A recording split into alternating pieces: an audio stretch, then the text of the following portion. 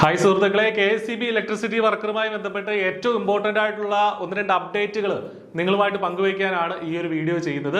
നമുക്കറിയാം KSEB electricity worker notification ഇപ്പോൾ വന്നു കഴിഞ്ഞതേ ഉള്ളൂ. ആപ്ലിക്കേഷനുള്ള സമയം അവസാനിച്ചു.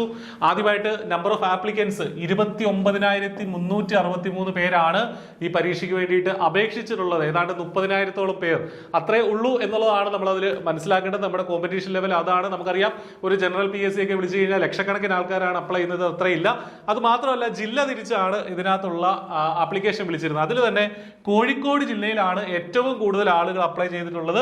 കോഴിക്കോട് ജില്ലയിലാണ്. മറ്റ് ജില്ലകളിലെ ഒരു കണക്ക് നമ്മൾ പെട്ടെന്ന് പറഞ്ഞു പോവുകയാണെങ്കിൽ തിരുവനന്തപുരത്ത് 3,500-ഓളം പേര്, കൊല്ലത്ത് 1,700 പേര്, പത്തനംതിട്ട 613 പേര് മാത്രമേ ഉള്ളൂ, ആലപ്പുഴ 2,306, കോട്ടയം 1,506, ഇടുക്കി 1,894, എറണാകുളം 3,490, തൃശ്ശൂർ 2,274, പാലക്കാട് 2,603, മലപ്പുറം 2,628, കോഴിക്കോട് 3,884, വയനാട് 518, കണ്ണൂർ 1,719, കാസർഗോഡ് 738, ആകെ 29,363 പേരാണ് അപ്ലൈ ചെയ്തിട്ടുള്ളത്. അപ്പൊ നിങ്ങളുടെ ഒരു കോമ്പറ്റീഷൻ ലെവൽ മനസ്സിലാക്കിയിട്ടുണ്ടാവും.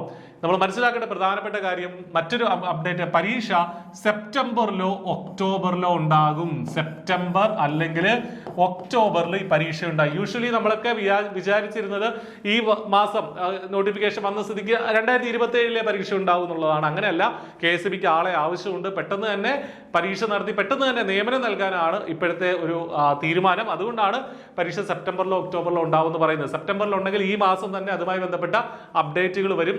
അതായത് കൺഫർമേഷൻ കൊടുക്കാനുള്ള തീയതിയും ഫൈനൽ സിലബസും ഒക്കെ വരും. അത് നമുക്ക് മനസ്സിലാക്കാം. ഒക്ടോബറിലാണെങ്കിൽ അടുത്ത മാസം വരും. ഇനി മനസ്സിലാക്കേണ്ടത് 985 ഒഴിവുകളാണ് ആകെ ഇതിനകത്ത് ഉണ്ടായിരുന്ന. 1000-ഓളം ഒഴിവുകളാണ്. പക്ഷെ ഇതിൽ കൂടുതൽ ഒഴിവുകൾ ഉണ്ടാവും എന്നുള്ള വാർത്തകളും വരുന്നുണ്ട്.